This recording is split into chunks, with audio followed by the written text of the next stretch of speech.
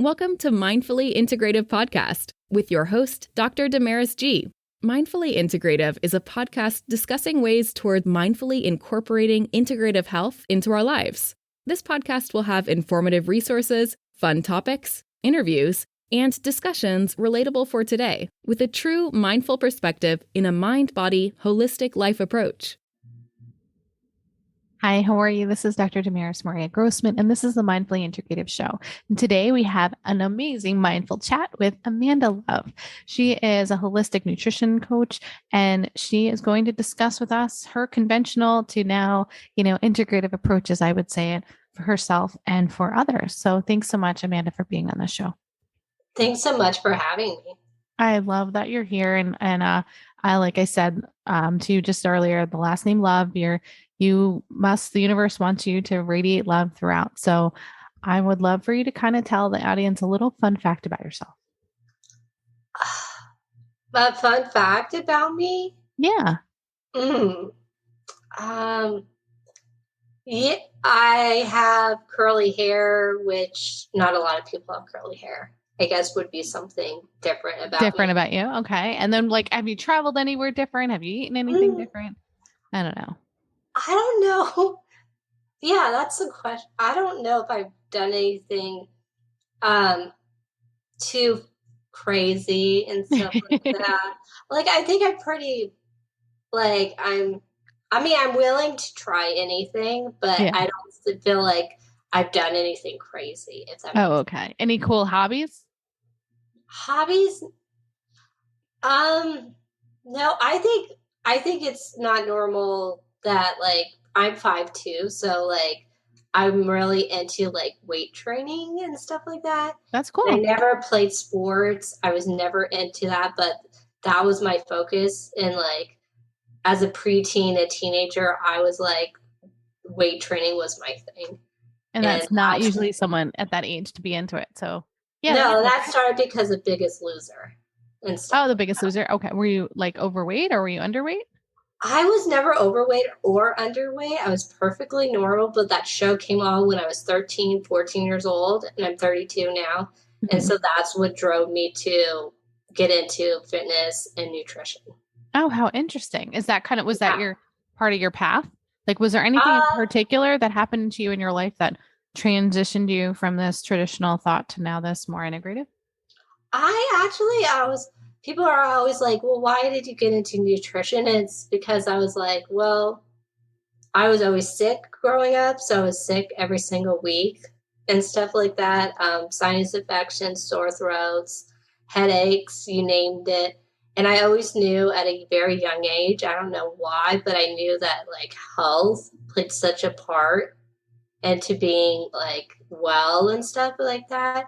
And so it was I knew that, but I didn't know how much that it played a part until I was 21 years old. And I actually found out I had food sensitivities. Right. Highest in the wellness chiropractor's practice at the time. I had a soy sensitivity, egg sensitivity, dairy sensitivity. And this was when I was 21 years old, but I didn't know that up till I was 21. So there must have been a lot of,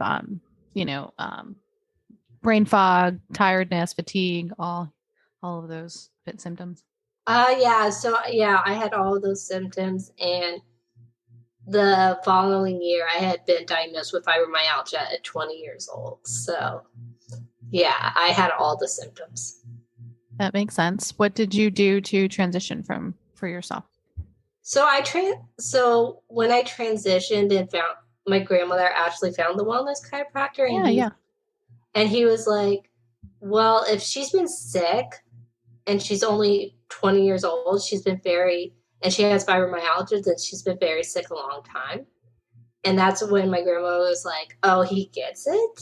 And so I had a very high gluten sensitivity, highest in his practice at the time. Wow. I had it from both parents, soy sensitivity, egg sensitivity, dairy sensitivity. And that's 11 years ago. And then he also took, he did saliva testing, he stood stool testing, cortisol testing, all of those. Right. The whole functional medicine panel, on a good provider would have done for you. Yeah. But I think that's the thing. A lot of you get tested, but I feel like a lot of times we just think it's one thing. It's the gluten. It might be something else too, right? And I didn't know I had all of those food sensitivities. I didn't know that I had probably still stuff to deal with, like trauma issues and stuff like that. I think trauma plays a big part. That's my thing that I'm working on this year is my trauma stuff. But like, there's so many things, and that's why you need a whole holistic approach. It's just not one thing. Oh, it's never just one thing.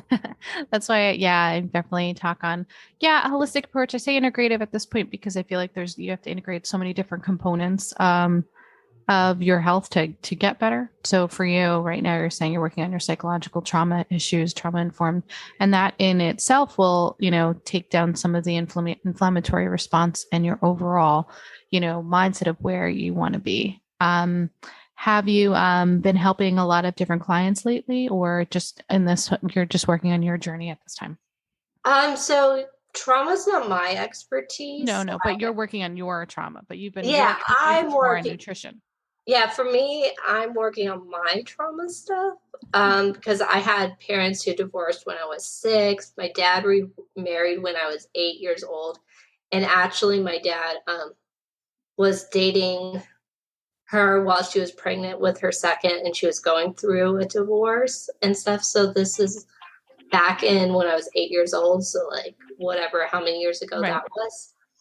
And I realized, okay, I do have some trauma that I was a couple months ago where I was like, okay, I didn't realize I was still dealing with this until I ended up, something triggered it, right? And then I'm like, oh, I gotta go get some help. And then it's like, okay. And then when you get the help, it's good but then it's like, it's just unravels a lot of stuff that you didn't realize you still had in your life, right? Yeah. So that makes a lot of sense. How like when you were unraveling some of these parts, obviously recently, or when you are working with clients, do you find a specific patterns that they're just not getting rid of, or something in particular? Yeah, I think a lot of times, usually when we're dealing with some sort of trauma, for me, it was because I was I'm in a new state, and I was just feeling like I was alone and like I didn't have any friends and stuff like that. And so you realize maybe you're putting people in the wrong place and they don't want to be in that place. So that's what happened with this one person, right?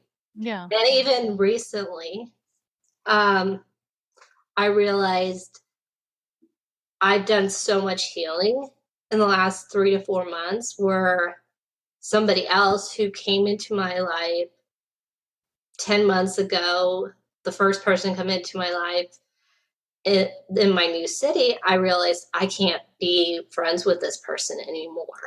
Like it's a toxic relationship for me. Yeah. Yeah.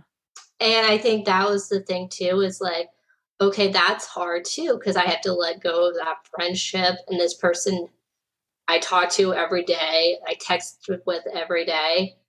Yeah. And I realized I can't be friends with that person because I've healed enough to the point where like that person's not good for me.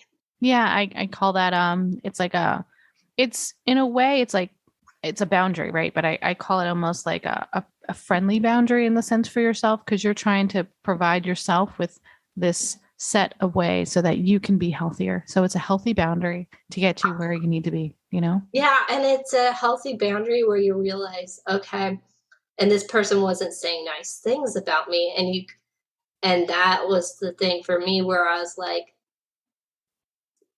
that's okay but like, I can't have that person. And I realized this other person, one was just a guy friend, and then the one person was a person I was dating. And I realized, okay, the person I'm dating, of course he's saying nice things and stuff like that. But the friend who's known me longer should be also saying nice things too. So I think even if it's only a person's only in your life for like 10 days, like the person I was dating, and then the person I was friends with was in my life for 10 months. Sometimes I think other people are only in your like life for a short while, and then it'll sort of teach you about like older relationships that need to be better for you. Oh, absolutely. I think some one had said to me, sometimes you have friends or family in season. So that some people in life are going to be your younger generation friends. Some friends are from work or say friends or connections. And that's okay. That's okay. You know? Yeah. And I think that's the thing. It's okay to realize, oh, you don't always have to, those people are going to be in your life for certain seasons. It's okay. So how are you? But they healing. Right. Oh, absolutely. How are you now using your nutritional coaching and holistic coaching for others?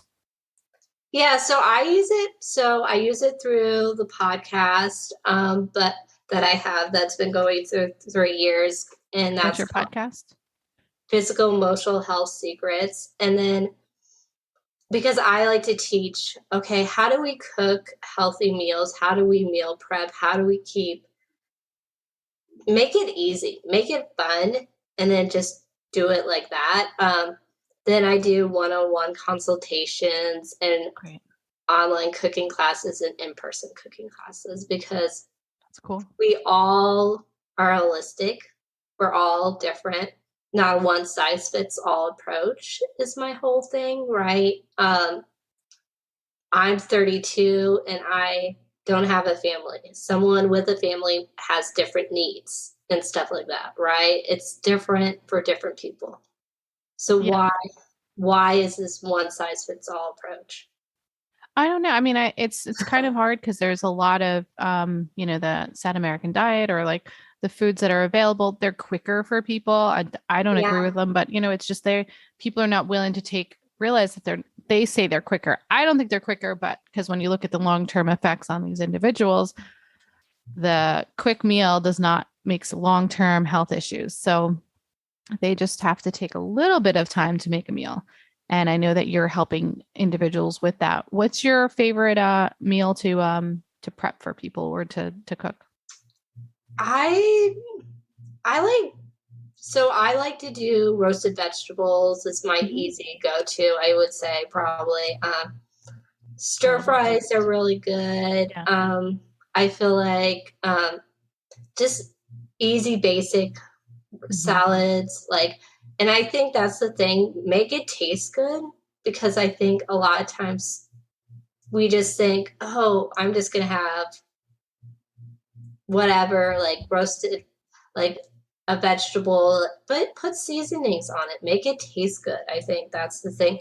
You don't have to have just plain chicken, right? Or whatever, right? I think that's the thing. A lot of times people, they think, oh, healthy food is boring, but it's really not. No, really good. There's so many good foods. It's so good, and your taste buds change once you get used to it too. You totally do. Like I love my Brussels sprouts, my bok choy, and it's learning how to eat that way too, and learning. It is simpler than people realize, but I think it's just learning. They have to open their eyes and also have like more of an open mind about it. Yeah, and I think try different vegetables. If you don't like a certain vegetable, keep trying it or try a different one. There's so many things to try. Are there any that you like in particular? I love broccoli. I love zucchini. I like sweet potatoes is one of my favorite things. Yeah. But sweet potatoes are always good, yeah. Asparagus is good since it's hot, it's summertime. Are you a vegetarian or do you eat meat also? No, I am not a vegetarian at all. Okay. But if you chicken, whatever, mix it up and stuff like that too, I think.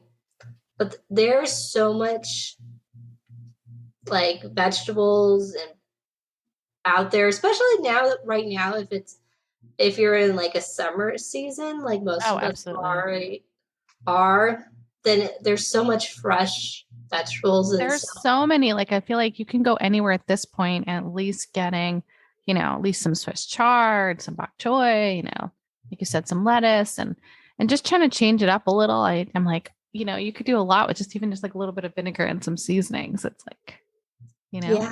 And I think that's the thing too. And if you don't want to really cook because it's hot, and I'm in Austin, Texas, and it's over 100 degrees for the past like 2 weeks. Oh, wow. Yeah. Just have like a salad or something, right? I think that's the thing too. You could do more plant like recipes and stuff like that. I'm not plant-based, but I like to do plant-based because it's just so hot and I don't really want to cook. It's just hot. But, or like make sure, or have smoothies, have cooling vegetables and fruits and stuff. Like, it's hot. I know sometimes you don't want to cook. So no. Find the recipes that are like 5 minutes that are cooling, and like have watermelon, things that make you feel better. Refreshed. Oh, I love a good smoothie. Love watermelon for the summers. It's so hot. So what is your website and your podcast again, how people can reach you? So my website's getting redone, so they could join my free Facebook group. It's called Physical Emotional Health Secrets. Great. And that is the title of the podcast, and it's 140 episodes. Awesome. I know we were just talking about how many episodes, how it's definitely like our passion projects. Podcasts are, putting out information for others. So, is there a little tidbit last that you'd like to leave the audience before we go today? I would just say, the biggest thing, if you're starting with meal prep, make sure to, as soon as the groceries come home, or you like order them or pick them up or whatever, make sure to cut them up, the vegetables, so then that way later on in the day you could just throw them in the oven and it's all ready to go. Oh, I like that one. Yep. I had a couple of friends tell me that not too, a few years back, and I completely agree with you. It's like, it almost like makes it like it's ready there. You're not even thinking about it. Yeah. And I think that's the thing. Make sure you're saving time when you're cooking. It's awesome. Thanks for the tip. Well, I appreciate you being on, Amanda, and thank you for your time. I can't wait for those to reach out to you and for being on the Mindfully Integrative Show. Thank you so much for having me. I really appreciate it. And thank you guys for listening in. And I hope that you will find a mindful way each and every day. We're here to connect. So you know how to reach us, touch base at any time. Have a great day, guys. Thank you for listening to the Mindfully Integrative Show with Dr. Damaris Maria Grossman, family nurse practitioner. This podcast is for informational and educational purposes only and is not the substitute for professional medical advice, diagnose, or treat. Always consult your healthcare provider before making changes to your healthcare routine. Make sure to subscribe so you don't miss an episode. If you enjoyed our show, please support us by leaving a mindful review on Apple Podcasts or your favorite streaming platform. Interested in being a guest or more information? Email us at info@mindfullyintegrative.com. For resources mentioned in the show, visit our website at www.mindfullyintegrative.com. You can also connect mindfully with Dr. Damaris on her social media links found on the site. May your strength and peace guide you to find a mindful way every day. Namaste.